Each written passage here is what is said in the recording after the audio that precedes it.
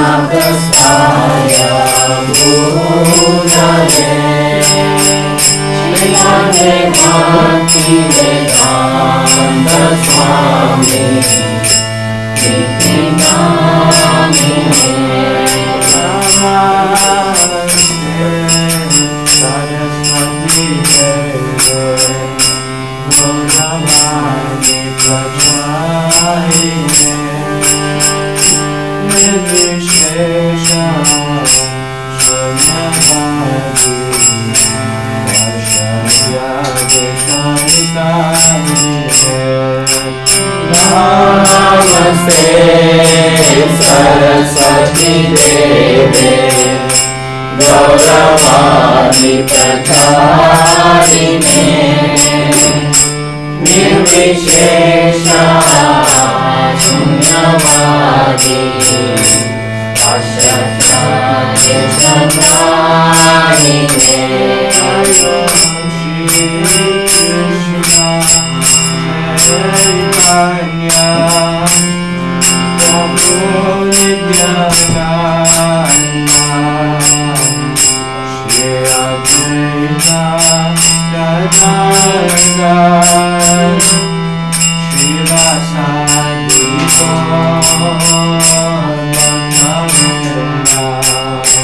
Jaya Shri Krishna Chaitanya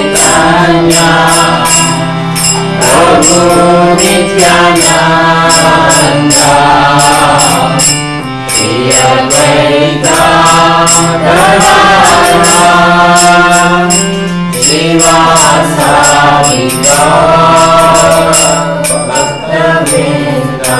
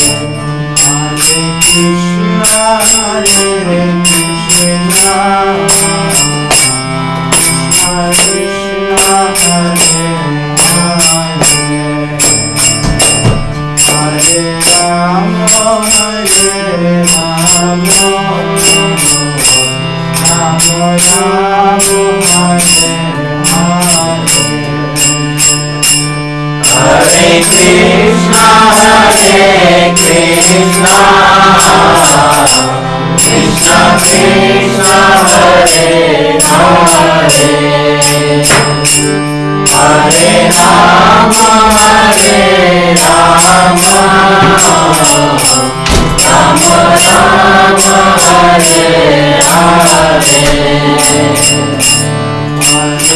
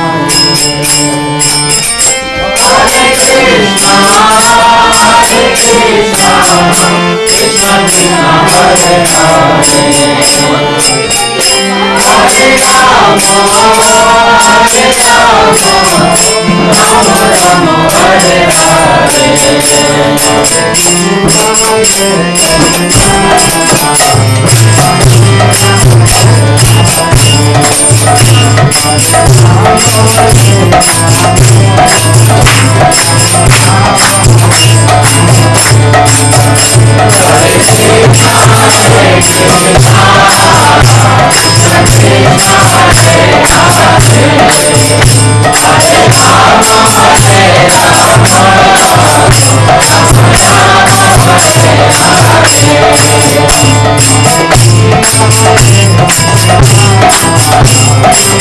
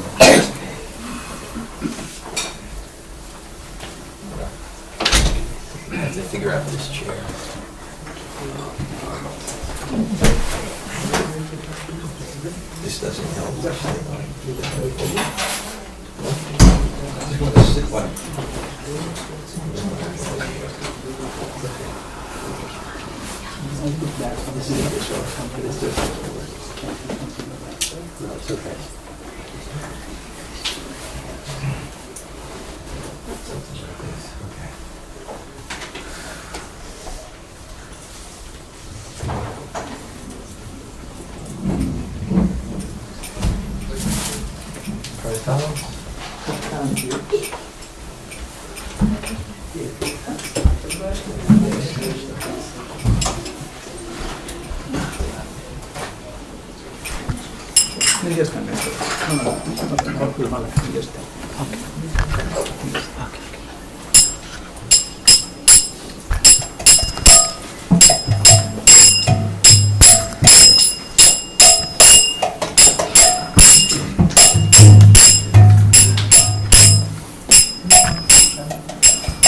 Hare Krishna, Krishna Krishna, Hare Hare, Hare Rama, Hare Rama, Rama Hare Hare, Hare Krishna,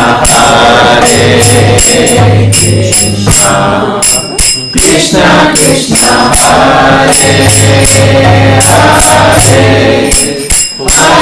Rama, Hare Rama, Rama Rama, Hare Hare.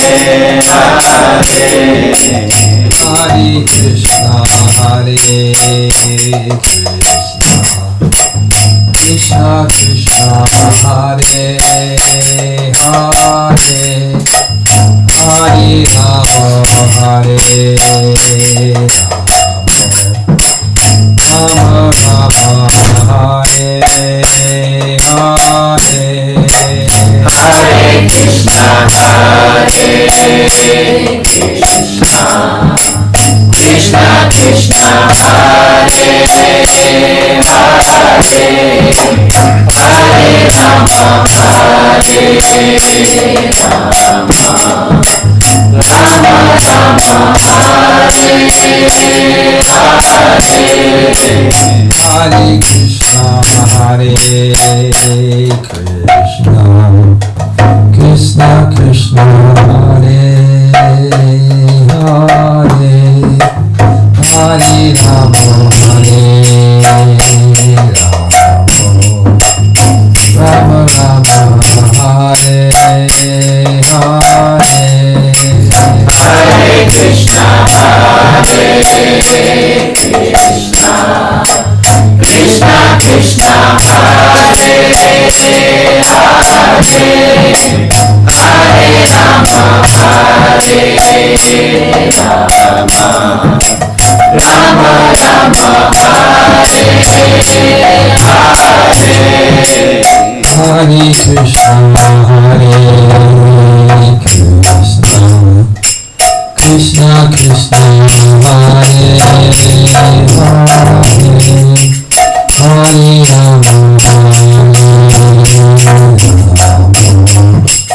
Rama Rama, Hare Hare Krishna, Krishna Krishna, Hare Hare, Hare Rama, Hare Rama, Rama Rama, Hare Hare. Hare Krishna,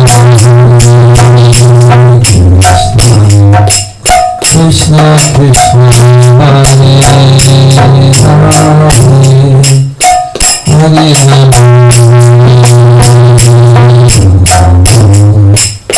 Rama Rama, Hare Hare Krishna, Krishna Krishna, Hare Hare Rama, Hare Rama, Rama Rama, Hare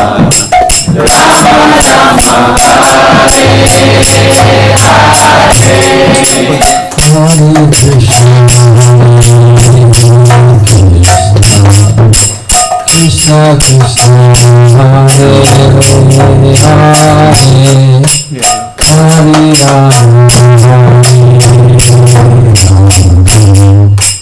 Rama, Rama Rama, Hare Hare Krishna,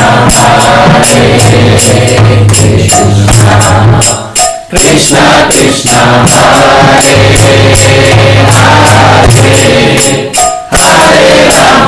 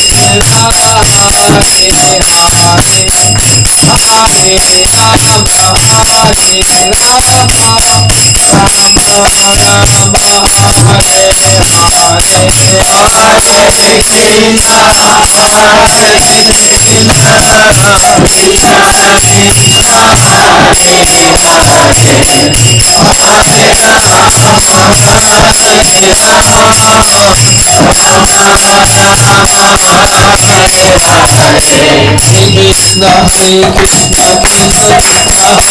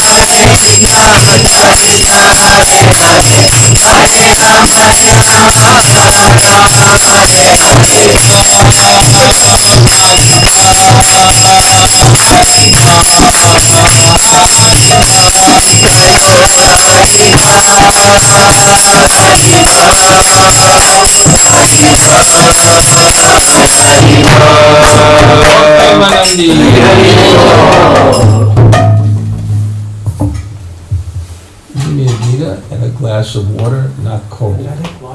Not cold. I can't drink anything.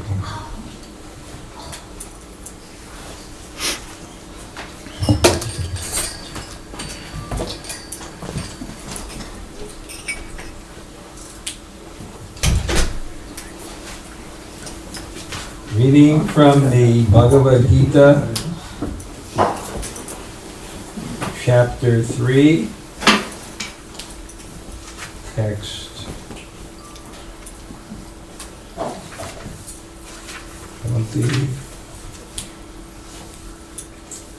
27. Om Namo Bhagavate Vasudevaya. Om Namo Bhagavate Vasudevaya. Om Namo Bhagavate Vasudevaya. Om Namo Bhagavate Vasudevaya. Om Namo Bhagavate Vasudevaya. Om Namo Bhagavate Vasudevaya. Prakrite Kriyamanani Ganai Karmani Sarvasa Ahankara Vamudhatma Kartahamiti Manyate. The spirit soul, bewildered by the influence of false ego, thinks himself the doer of activities that are in actuality carried out by the three modes of nature. Purport: two persons, one in Krishna consciousness and the other in material consciousness, working on the same level, may appear to be working on the same level, but there's a wide gulf of difference in their respective positions. The person in material consciousness is convinced by false ego that he is the doer of everything. He does not know that the mechanisms of the body is produced by material nature, which works under the supervision of the Supreme Lord. The materialistic person has no knowledge that ultimately he is under the control of Krishna. The person in false ego takes all credit for doing everything independently, and that is a symptom of his nescience. He does not know that this gross and subtle body is the creation of material nature under the order of the Supreme Personality of Godhead, and as such bodily and mental activities should be engaged in the service of the Lord in Krishna consciousness.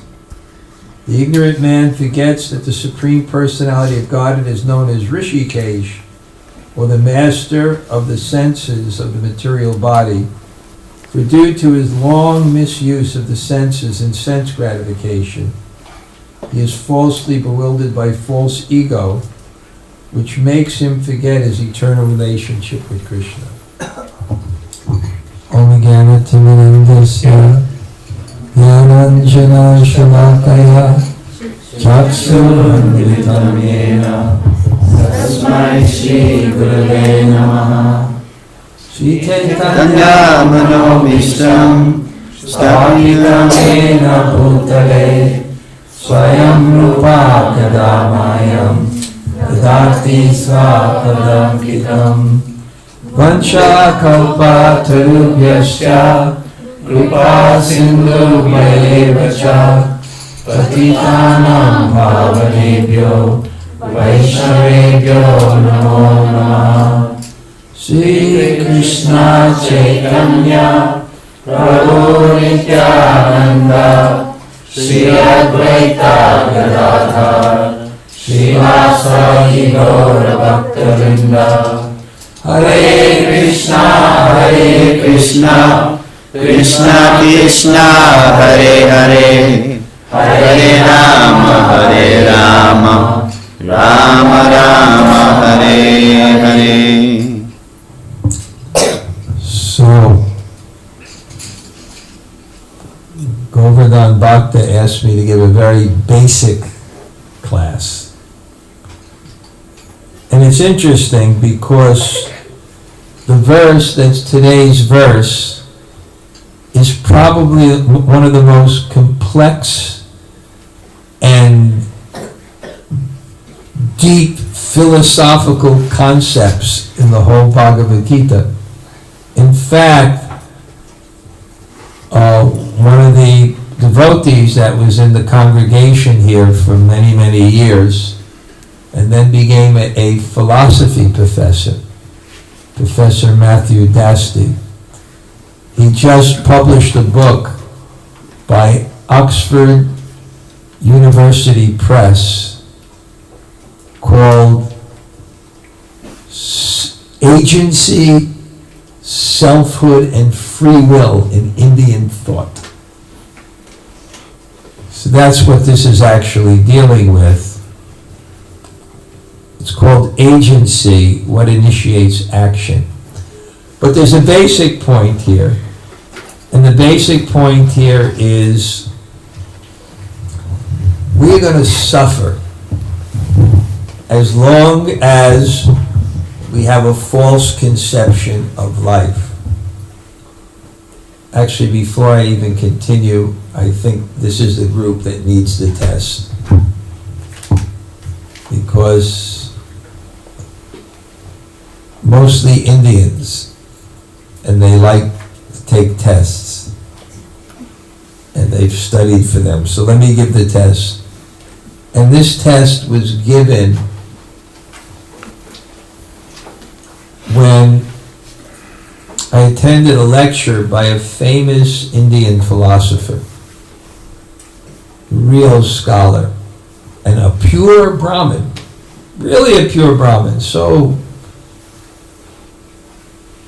peaceful and self-controlled, and really amazing. So somehow I went to his lecture, and he was lecturing on the Yoga Sutras, and he gave a test at the beginning. And I do a lot of outreach, we call it, preaching in the Western world. And I always give this test at the beginning. And I make a joke because a lot of times they have these yoga teacher training courses, and you get, like Kadamba Mala has 300-hour yoga teacher training course, and you get a certificate. So I say if you pass this test, you get a 10,000-hour yoga teacher training.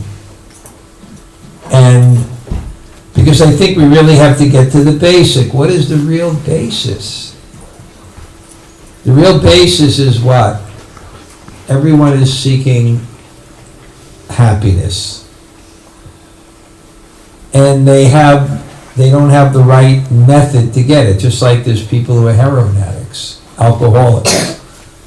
They're pursuing something for happiness that actually causes them distress. So that's mostly what we're doing. we don't know. I think Prabhupada wrote a pamphlet. Oh, this is Lakshmi Nrsimha. He's a godbrother of mine, very senior Vaishnava. He was the temple president of the New York Temple when it was on 55th Street. We had our skyscraper. And also, he was the temple president in Tuaco when I was also there. And we worked together. And in 3 years, 96 people came to Krishna consciousness. About 25% Indians and 75% not Indians. So, and maybe he could lead the Artik. He does now kirtans in all the different yoga studios and keep this seminar. Are you ready for your test? Okay? So if you answer yes to all 3 questions, you become the guru. And you get flowers showered upon you on your birthday. You get big plates of prasadam. And you sit here on the seat. Okay, ready? They're really important. Have you found what you're looking for? Has anybody answered yes? Did anyone win the Powerball? Wouldn't it be great, Kadamba, if you're holding one of those big checks, $530 million, smiling? Right? Wouldn't you be happy? What? Madhavi, would you be happy? $530 million? I don't know what I'd do with it. So smart. You can, I don't know, you can take your mother to India. I'd probably pay off her bills first. You can clear up her debt, right? That's good. What'd she say last? Huh? What'd she say last? I didn't hear it either. She should. It's the right thing to do. Right. Okay, so let's say you won the lottery, or you had 3 children, they all got into Harvard with full scholarships.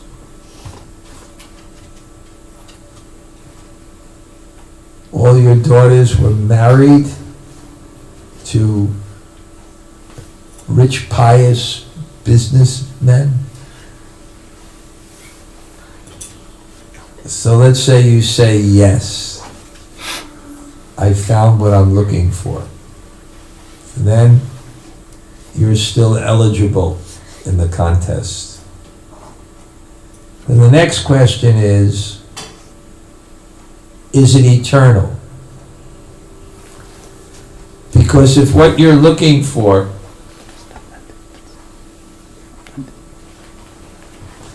is not eternal, you're looking for the wrong thing. Because it can never give you happiness because it's filled with duality.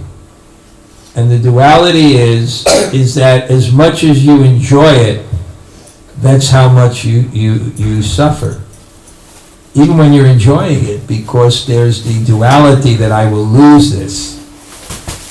I remember when I first came to Krishna consciousness, I had a sense of God when I grew up, a little flavor, a little taste, something. But when you go to modern education, it kind of destroys your faith. I remember in the 10th grade, my English teacher, Joseph Zogby,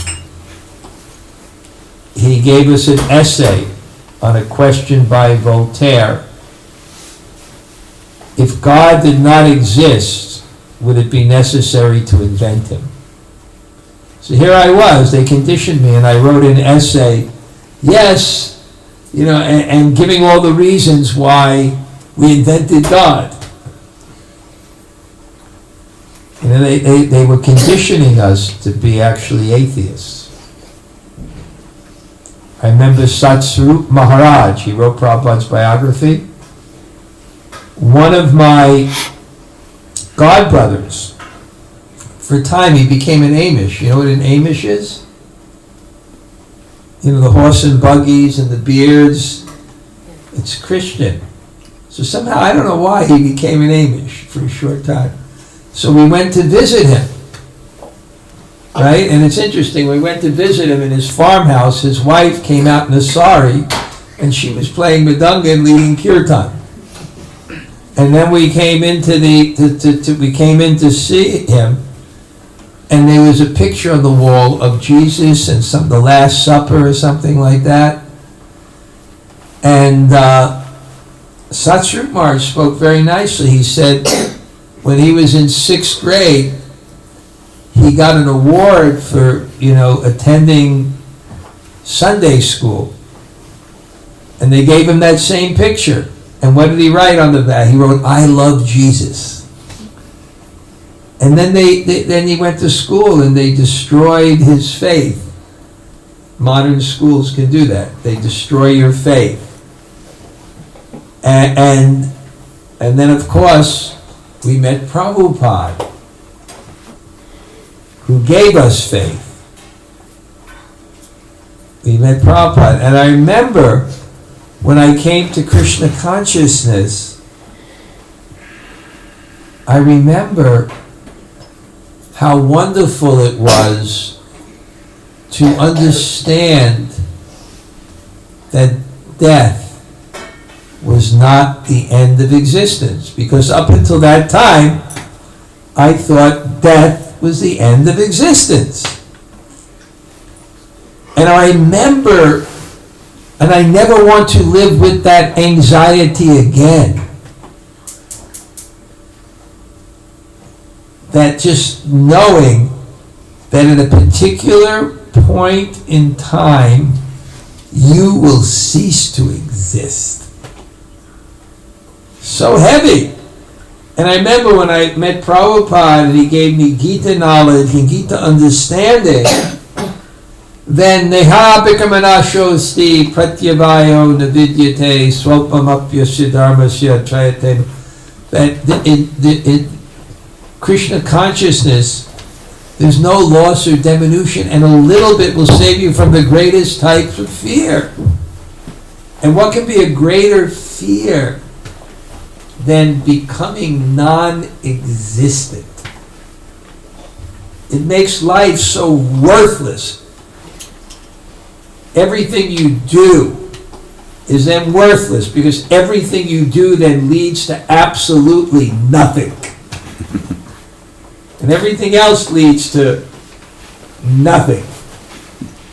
And Prabhupada gave you that knowledge. So if your objective in life is not eternal, it ultimately has very little value, and the pleasure you get for it will cause you an equal amount of distress. But anybody said what they were looking for was eternal? No one found Jesus here? Krishna, yoga, it's eternal. So then you're still in the running.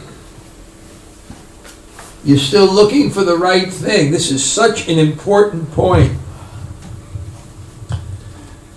If you have faith in the wrong thing, you can never find happiness. You can never find happiness. If you have faith, if your objects of happiness are just temporary, you can never find happiness.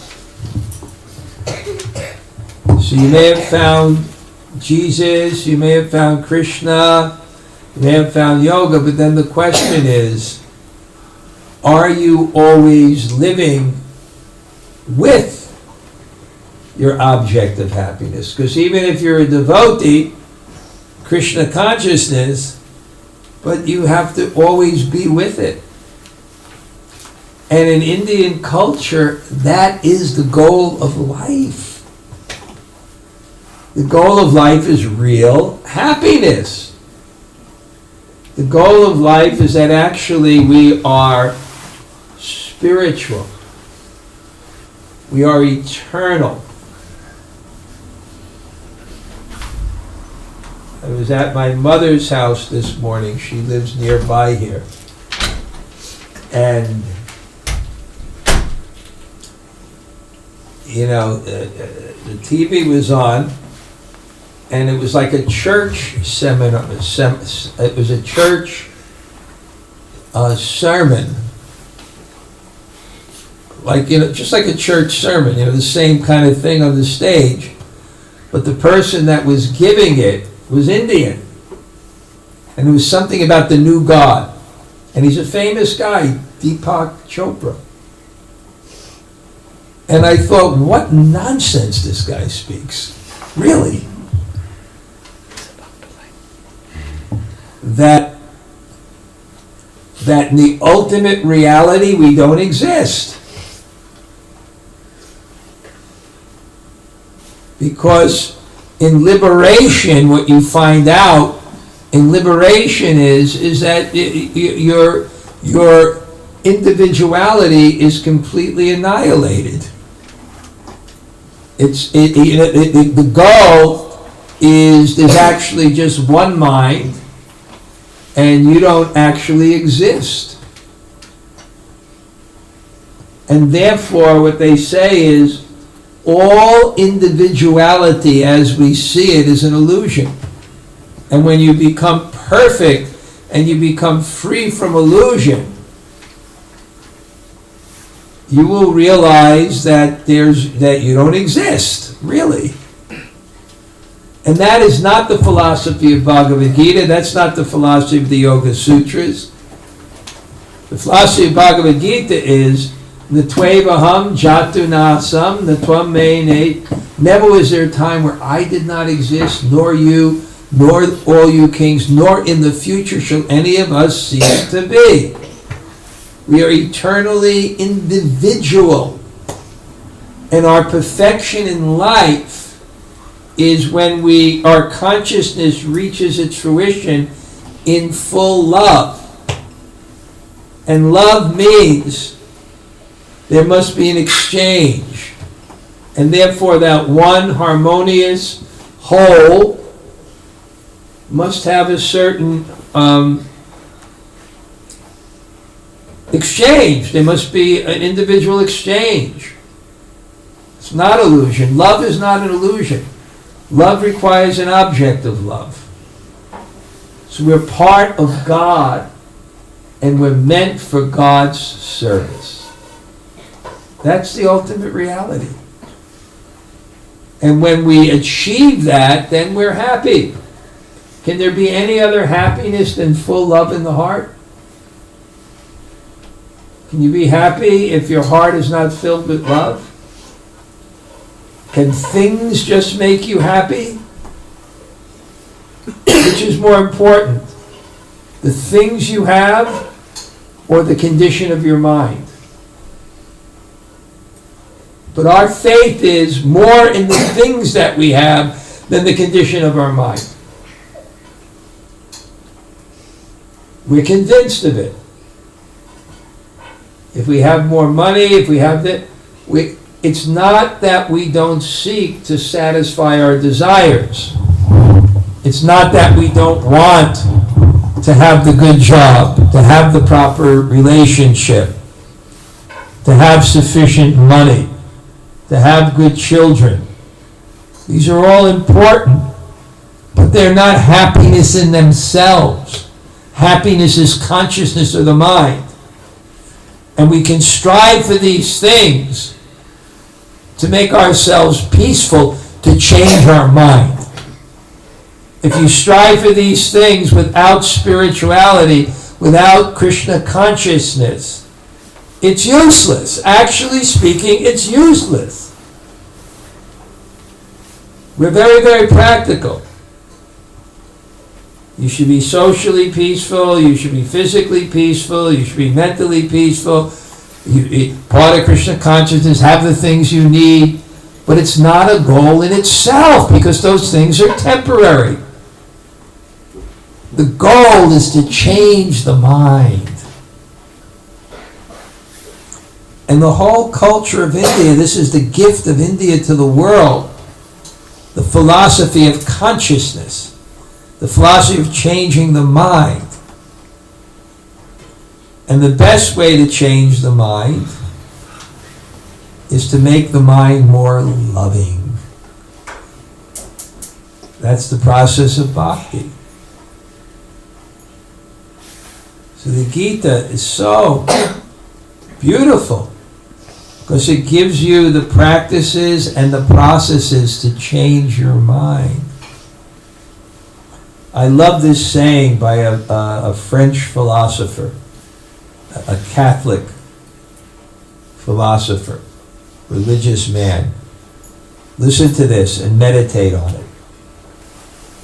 Pleasure, I'm going to define two things. Pleasure is the things you have and the sense of greatness that they give you. And happiness is the condition of your mind. Okay? So pleasure is what? The stimulation of the senses and the satisfaction of the ego. And happiness is the condition of the mind. So a great saint said, this philosopher said, pleasure is the happiness of a madman. And happiness is the pleasure of a sage. Pleasure is the happiness of a madman. Because it's not happiness. We see so many people, Bollywood, Hollywood, starlets, successful, so many things they have, but they haven't changed their mind. And if one has changed his mind and has made his mind to love God fully, then one becomes happy and satisfied. That's the happiness of God, and that's the happiness of bhakti, and that's the happiness that actually can come into your heart. And that's what the Gita says. That there's a higher goal. The Dalai Lama, and I remember this example when they gave him a penthouse in Switzerland. And they asked him, isn't it wonderful? Because he had a view of the Alps. And he said, well, if I was depressed, I would jump out. So most important is the happiness of the mind. And that's what yoga is. That's what bhakti is. That's what Indian culture means. Everything was geared for the mind.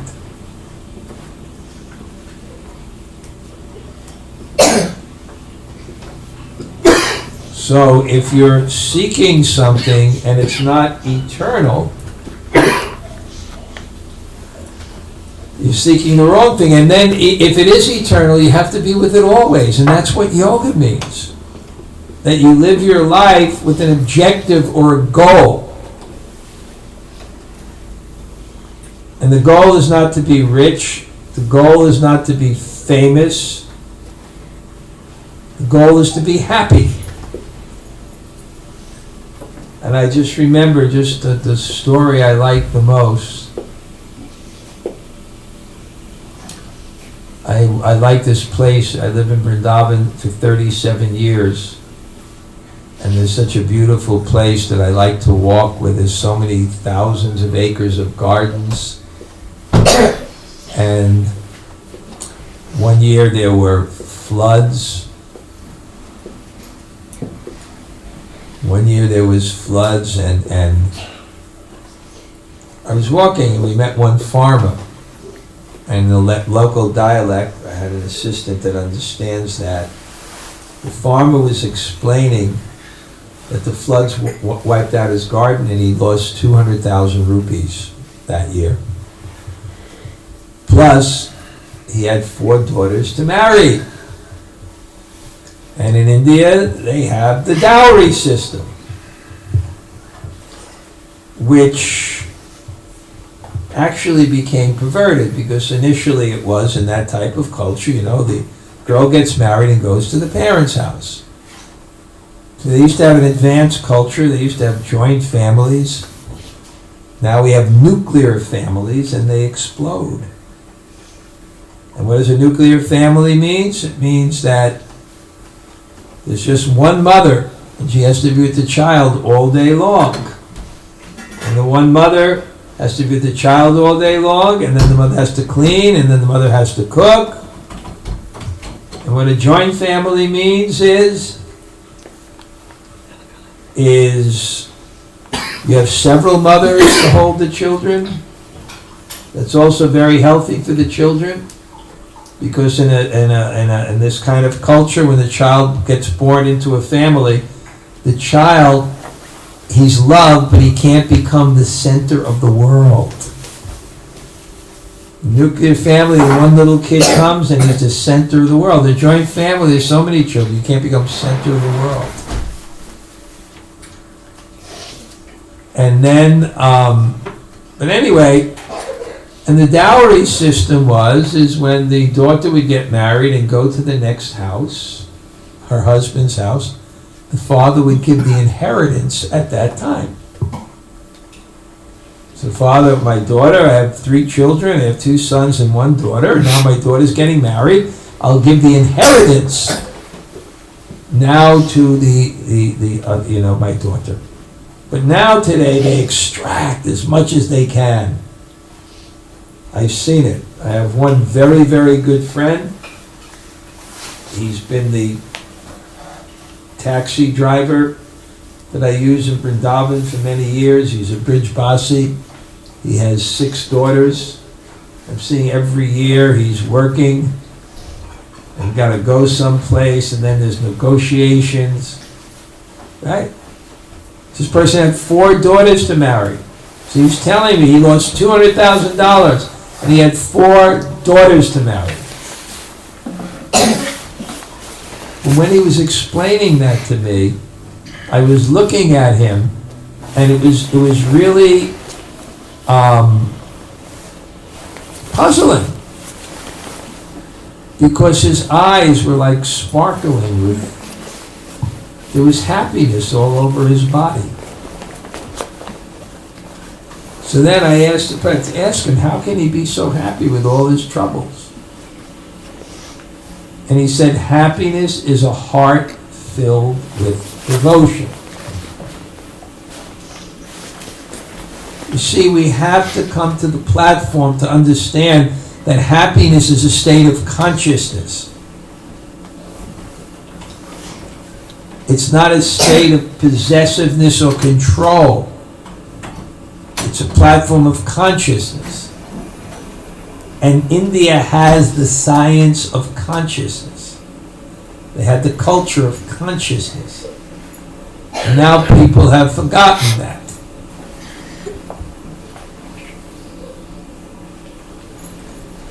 People have forgotten that.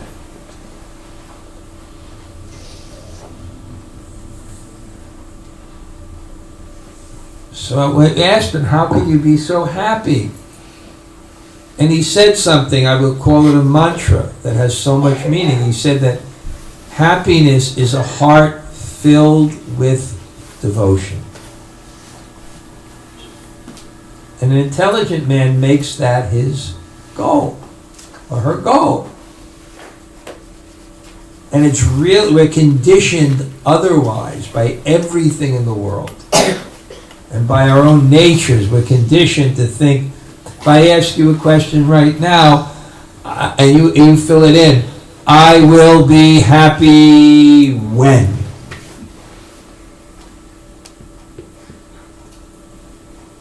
And what are you thinking? This is what you're thinking. This represents your desires, right? And you're thinking, in the future, this is the world, when the world conforms to my desires, I will be happy. I will be happy when. But what's the problem with this? What's the problem with this paradigm of happiness that we all live in? Even if we're reading Gita, even if we're studying Krishna consciousness, it's such a struggle. I will be happy when? When my daughter is married.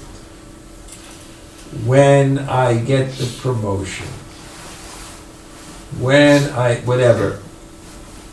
There's two problems with this. One, this paradigm of happiness, conforming the world to your desires, requires that you're the controller of the world. But guess what?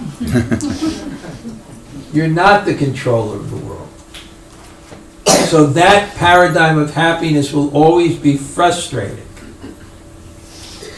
Because one godbrother of mine, very exalted, Gaur Govinda Maharaj, said that those who are fortunate will be unfortunate, those who are unfortunate will be fortunate. It's always changing.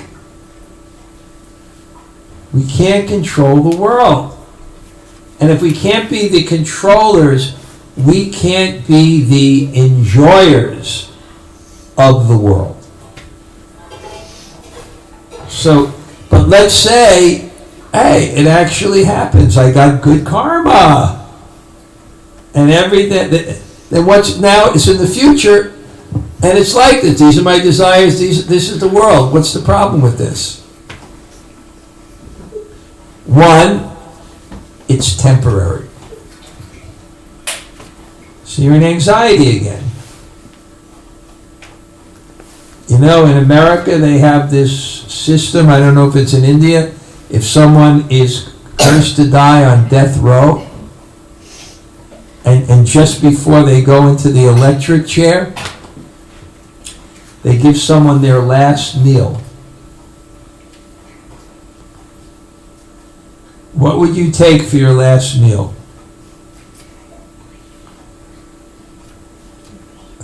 Mahaprasad.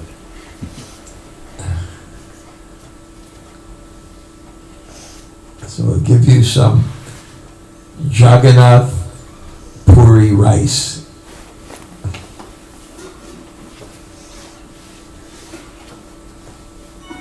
But they're thinking giving the last meal that someone can enjoy. Can you enjoy the last meal? Why not? Why can't you enjoy the last meal? Anxiety of dying. What? Anxiety of dying, anyway. What's that? Anxiety of dying. Anxiety of dying. Okay, so why can you enjoy the meal now? It's only momentary, it's temporary. Within 2 minutes, once it's on the tongue. But I'm just saying, there's a famous thing where this king dies, we know the Bhagavatam, Right. and Sukadeva Goswami, the guru, comes and he asks the question, what is the duty of a man who's about to die? What should he not do? And Sukadeva Goswami hears that, he's so ecstatic, so happy, he says, Vriyanesha te prashna krita lokam. Your question is glorious, because it's why? Because who is the man who's about to die? It's every person. When you have a spiritual perspective, see what Brahmana means. What does Brahmana mean? What does Brahmana mean? Brahmana means broad-minded. What's broad-minded? I'll share what broad-minded is. Here it is. A child has a terrible diarrhea. Okay? Now, he sits down before a meal. Right? The child sits down before the meal. Right? So, he's not Brahmana, he's not broad-minded, because he can only see when the meal begins and the meal ends. He doesn't see beyond that. But an intelligent person sees, if I eat the meal, then afterwards I'll get sick. So a broad-minded person doesn't just look at the moment, they look at a scope of time. How does it affect my How does it affect my eternal life? Not that I eat the glove jubbins and then I get sick. So people have, Brahmana needs a very broad perspective.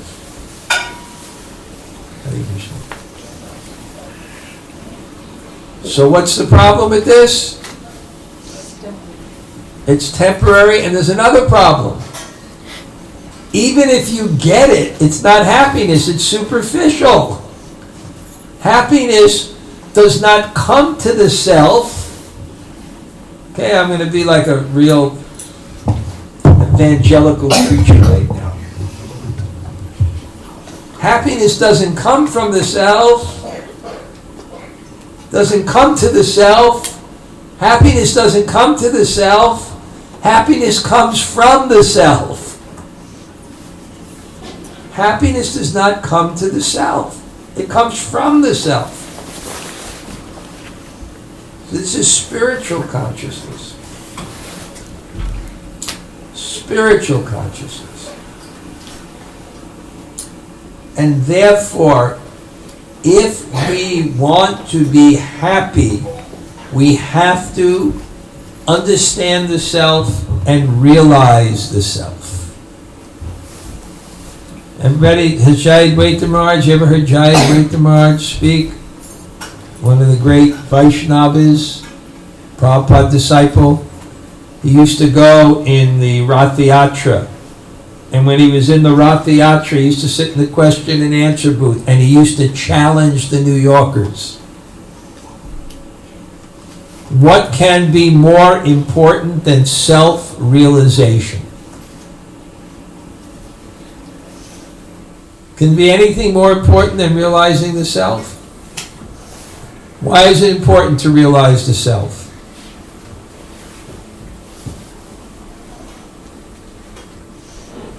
Because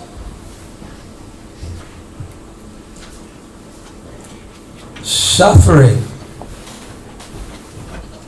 in Ayurveda, the Indian system of medicine, suffering is called a crime against nature. When you go against nature, the symptom is suffering. When you do something wrong, the symptom is suffering. Suffering is not bad. Suffering is an indication that there's something wrong. Without the suffering, you won't know it, and you'll suffer more.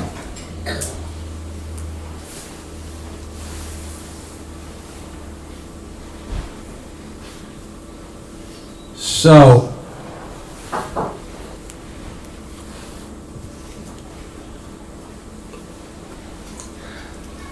Srila Prabhupada, I love how he would answer questions sometimes.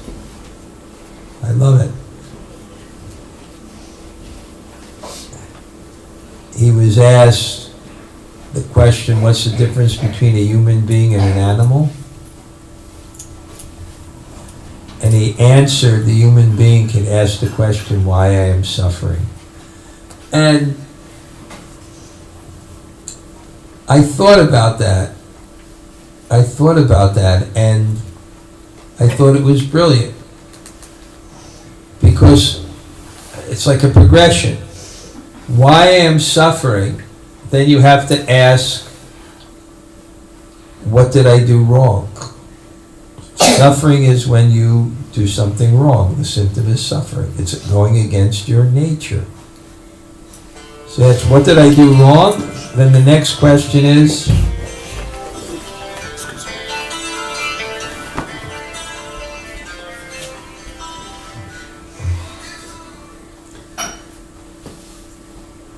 anyway. Are you all listening still? Yes. Okay, because this important point, I'll get to it. What did I do wrong? What should I be doing? Right? Why I'm suffering? What did I do wrong? What should I be doing? Who am I? Because what you should be doing is based on what you are. So unless you know what you're made of, what you're made for, how can you know what to do? We'll take pictures after the class. Okay. How can you know what to do? And if you don't know what to do, you won't be happy. So it's so important to understand self-realization. You don't understand who you are, you can never be happy.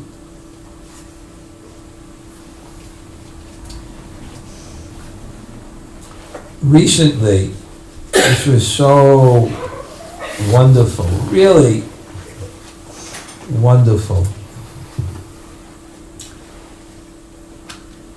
You know, this Krishna consciousness movement by Prabhupada, it's spread all over the world. And Prabhupada is really predicted in many, many scriptures. Even in Chaitanya Mangala by Lochan Das Thakur, he said when sinful people will go west or something, I will send my Senapati Bhakta, my general devotee, to come. It's talking about Prabhupada. Even in the Chaitanya Bhagavat it says, Pritivichi Achiyati Nagarati, my holy name will spread all around the world. And you know, all the Vaishnavas up until 50 years ago were reading that and saying, what does this mean? And, you know, because it never went around the world. Prabhupada brought it around the world. So you believe that even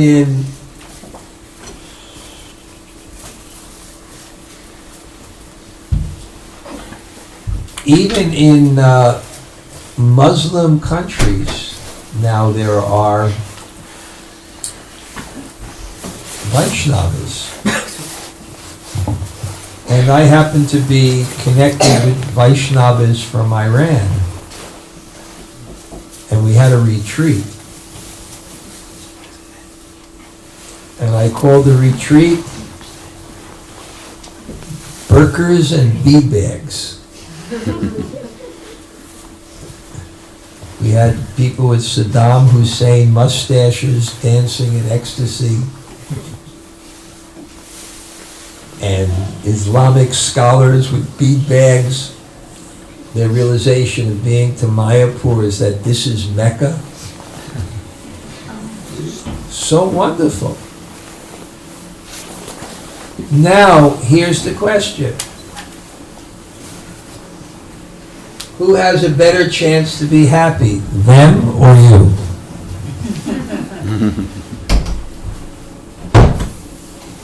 Who has a better chance to be happy?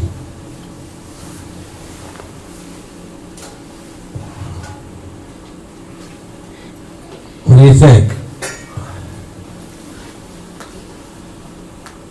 Who's them? The Iranian Oh. Vaishnavas. Who has a better chance? The Iranian. What? The Iranian. What? The Iranian. Why? Their culture's a little bit different, maybe. They are more stricter.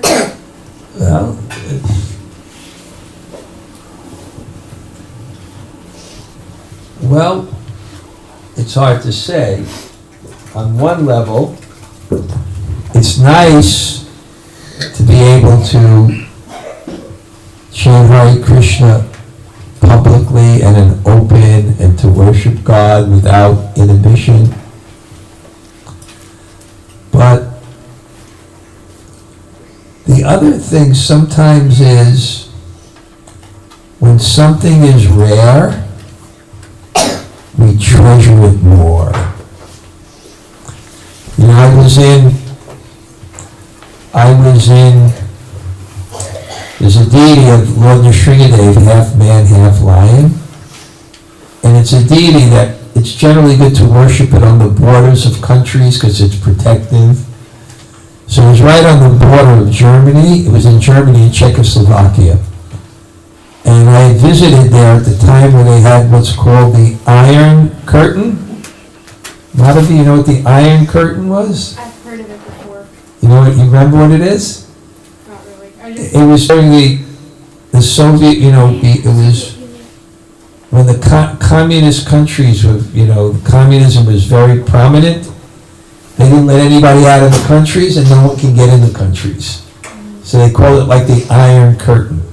So the devotees were in Russia. They could never go to India, and they were persecuted also They were actually thrown in prison and tortured and everything. But there were many, many people becoming Krishna conscious. So they snuck a tape over the border, because we were having a big yagya, fire yagya for Lord Nrsingadev for their protection and their benefit. So they played a tape, and this one Russian devotee came and said, I think in Russia we are more serious than you. He said, because here in Russia, any of your kids there? Priya, how do you spell Russia? R-U-S-S-I-A. Thank you. Yeah. Said, I think in Russia the devotees are more serious. He said, because here Krishna consciousness is very rare. And when something is rare, you cherish it. Here we have 6-hour kirtans every day someplace. 12-hour kirtans, 6-hour kirtans, sadhu sangha retreat. Everything is available to us. But do we appreciate it? Do we value it? So, it was very special being with those people. Once you understand that happiness is consciousness, not environment, although environment can facilitate happiness, once you understand that, your whole perspective changes. There's no good and bad karma. Sometimes in difficult situations, is better for our happiness. Because when we have tragedy, and what does tragedy mean? That it becomes obvious that the world is beyond our control, because it's moving so fast beyond our control. When we have tragedy, we may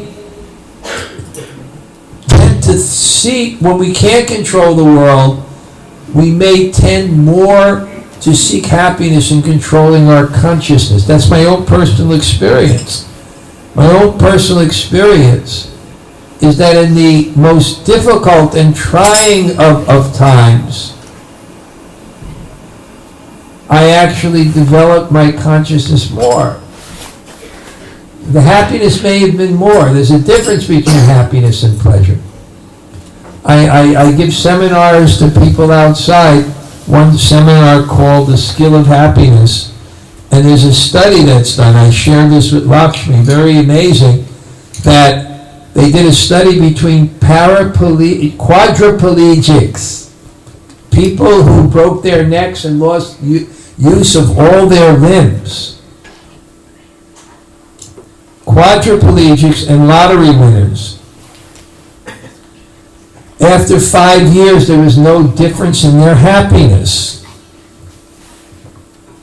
There was no difference in their happiness. So I can see, how can the quadriplegics be happy? Because perhaps they were forced to seek happiness not in how the world moved around them, but how they responded to it. There's destiny and free will. Destiny is what happens to you. Free will is how you react to it. Intelligent person invests in his free will.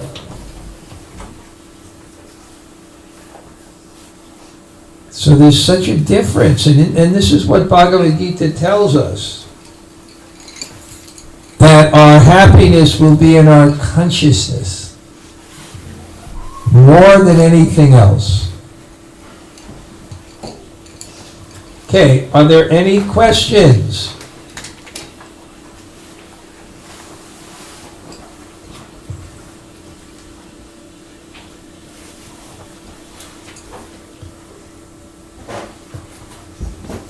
So, the conclusion is,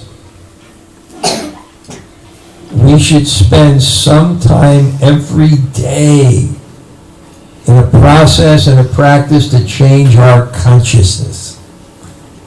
That's called sadhana. a practice to reform our mind, change our mind, change our consciousness. Everyone knows, whether it's modern psychology or Indian spirituality, that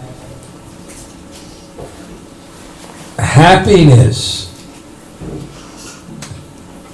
is more the way you see things than the way things are. Because the way things are goes against the principle of happiness, because on the material platform we die, we get old, we get diseased. I remember I went to India 40 years ago, and all the Indians wanted to go to America, because at that time America was a rich country and India was a poor country. Now India is a rich country. So people wanted to go. And I say, well, why do you want to go to America? And to solve the problems of life. I said, you won't get old in America? You're not going to suffer disease in America? In America you won't die? So what does the Gita say? Janma mrityu jara vyadi dukkha dosha. That one who's intelligent sees that janma mrityu dukkha doshana darshanam. He sees dukkha dosha. He sees that the fault of suffering is the real problems of birth, death, disease, and old age.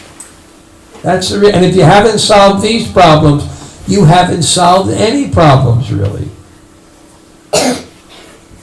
This is our philosophy. Birth, death, disease, and Krishna consciousness can solve those problems. I always tell one personal story where, as everyone here will face, there'll be a time in your life where things will not go your way, and they'll move rapidly against your desires. And if you have some spiritual training, some sadhu sangha, some good ideas from sacred texts, if you have that, then you'll take shelter in the eternal nature of the soul. So I remember I just began to chant and chant and chant and chant and chant and meditate. Hare Krishna, Hare Krishna, Krishna Krishna, Hare Rama, Hare. And then a realization came. I started to taste a drop of fearlessness.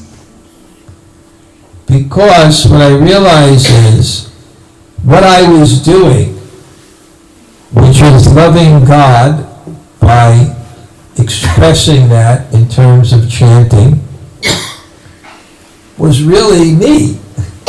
Because what I am is a part of God and meant for His service.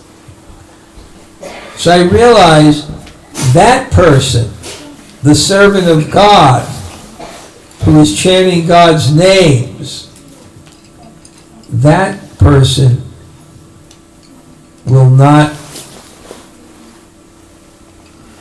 is eternal. That person doesn't die. But the person who is acting on the false conception of life, I am the controller, I am the enjoyer, that person, that false concept, which is the false ego, the false conception, that will be finished. When you live on that platform, you're filled with fear. When you live on the platform of devotion, you're fearless. So we have to hear this, we have to practice it, and it's essential, because if we don't, when death comes, we'll be completely horrified. Because death means all attachments are taken away. All. But but not the soul, not the spirit of service to God, not our love for God.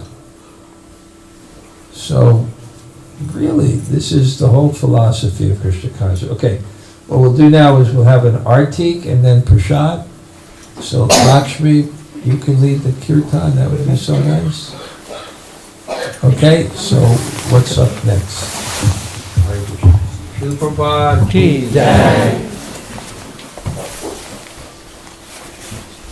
2 minutes. We'll arrange 2 minutes.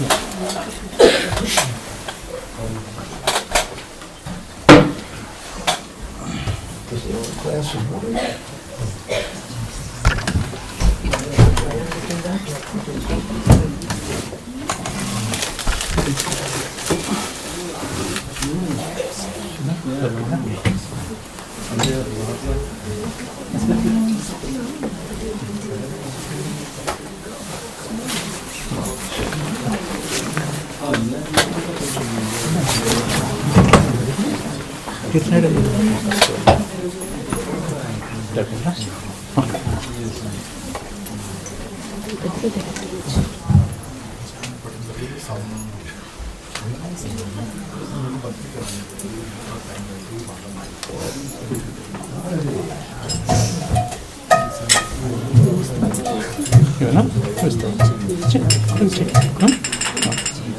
Madhur po.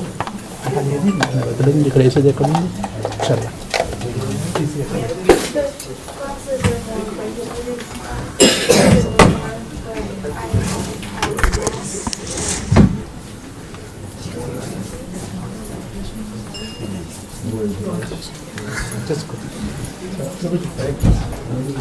Okay? Jaya Gauranitai, Jaya Gauranitai, Gauranitai, Jaya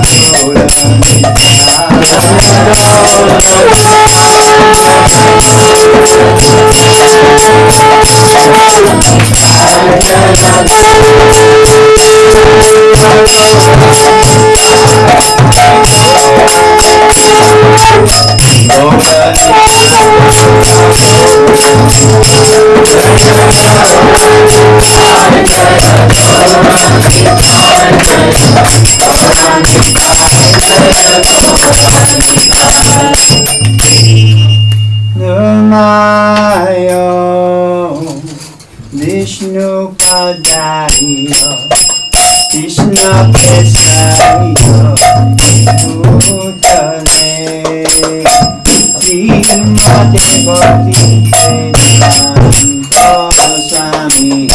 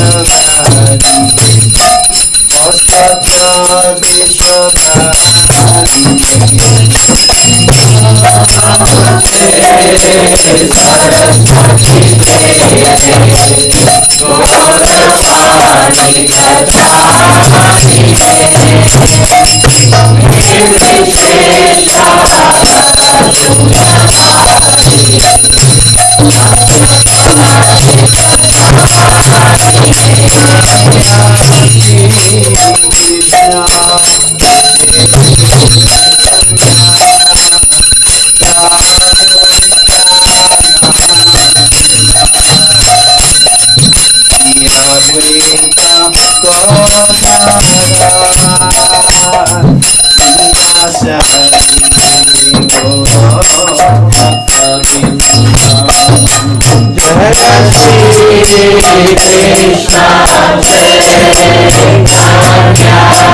Prabhu Nityananda,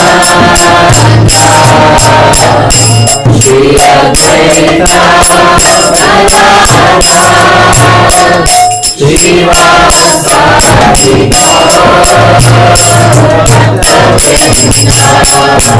Jaya Shri Krishna Chaitanya Prabhu Nityananda Shri Advaita Shivasati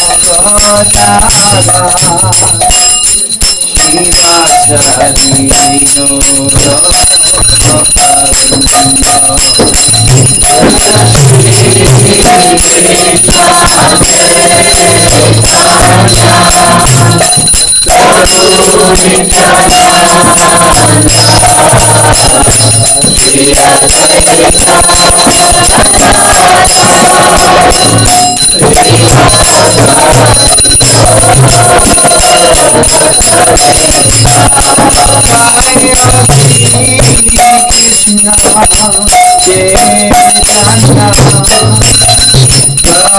Prabhu Nityananda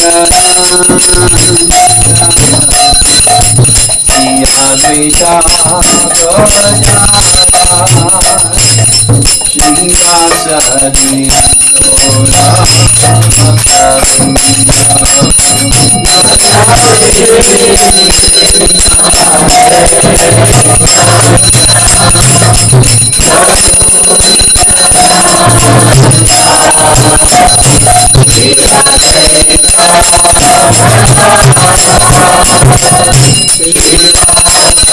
Shivasati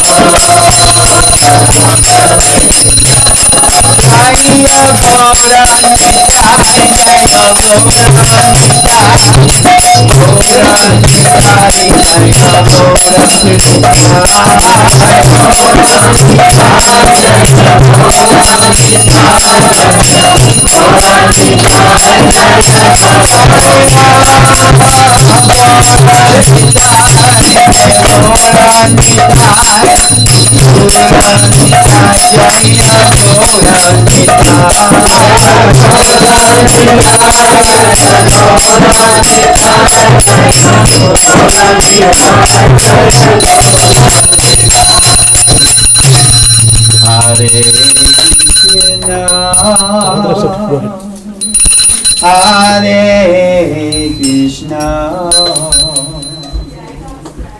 Krishna Krishna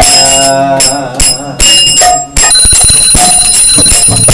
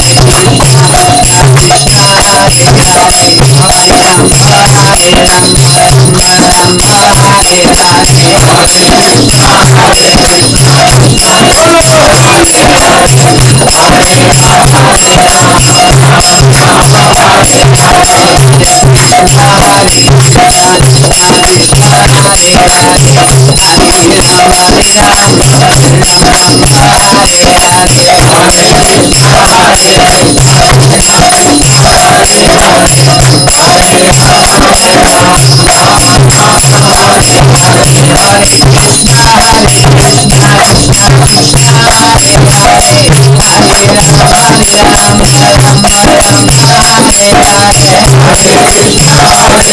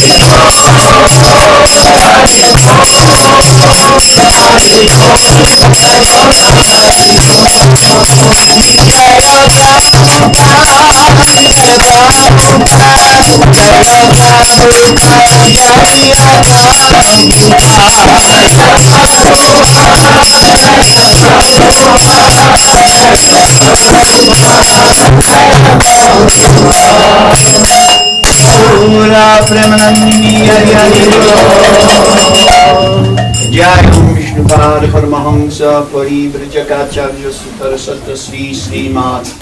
His Divine Grace A.C. Bhakti Vedanta Swami Srila Prabhupada Ki Jai Om Vishnupad Paramahamsa Parivrajakaacharya Sutara Satta Sri Srimat. His Divine Grace Srila Bhakti Siddhanta Saraswati Thakur Ki Ananta Koti Vaishnava Vrinda Ki Nam Acharya Thakur Haridas Ki Sri Harinam Sankirtan Ki Sri Sri Gaura Nitai Ki Sri Sri Radha Govinda Deva Ki Shamavira Bhakta Vrinda Ki Nitai Gaura Premanandi. All glories to the assembled devotees. All glories to the assembled devotees. All glories to the assembled devotees. Jai Sri Guru Sri Gauranga.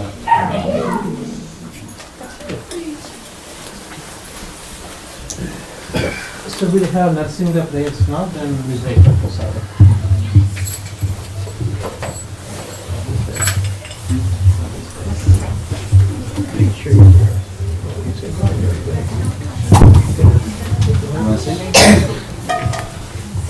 Let's take our class.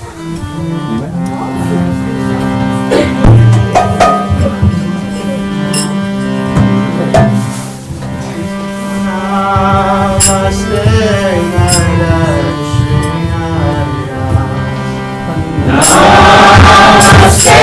Namaste,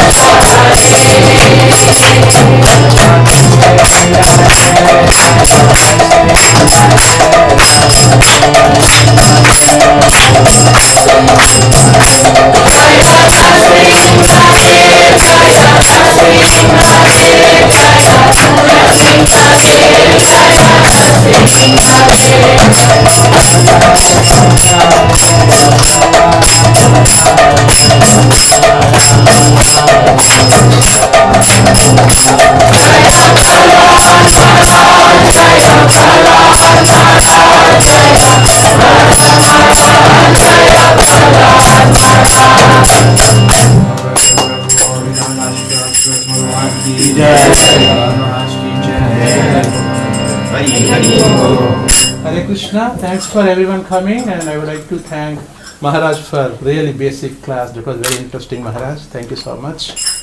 And also we want to thank for Lakshmi Singha Prabhu for coming and spending time with us. Thank you so much, and all of you travel from long distances also. Thank you so much for coming. And we expect Maharaj to come more and more and give basic classes so that we are going to Krishna consciousness really. Thank you, Maharaj. We'll break for prasadam now. So anybody volunteers for prasadam prayers? Bhakti Vruksha kids? Anybody? No? Venkat? No?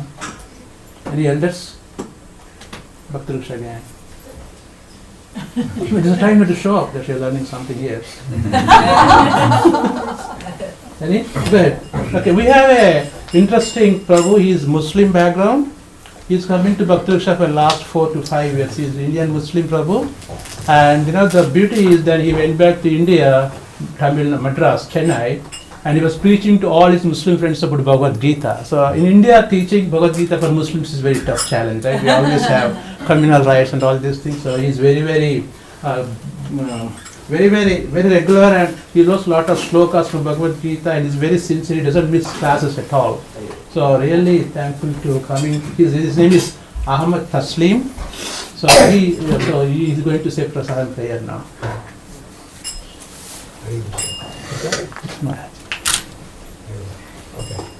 महाप्रसादे गोविंदे नमो ब्राह्मणे वैष्णवे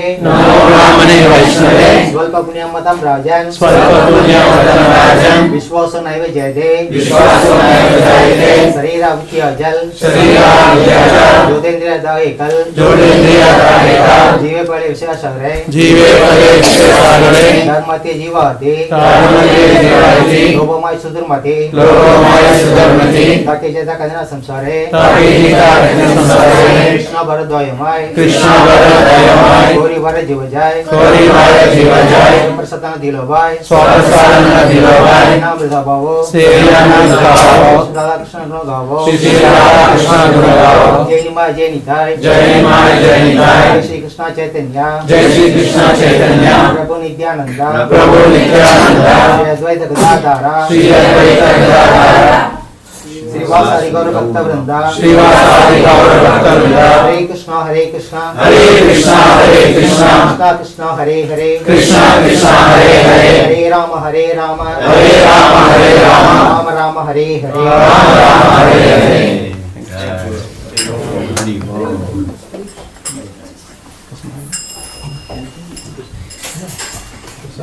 Okay, so please be seated here. We'll pass the prasadam plates, so it won't get messy there. I can pack it. Okay. I didn't need Prabhu ki pack this in the prasadam for her. To go. I have a tray that I made for this yoga studio. It's probably cold by now. Just heat it up for me. And then And one more thing, 1 second. We will also like to welcome new devotees, Dr. Ramohan Rao and Mataji. For coming from long distance, they came from 35-40 miles. First time they came. We have a long history of friendship from them. So thank you for coming. Thank you for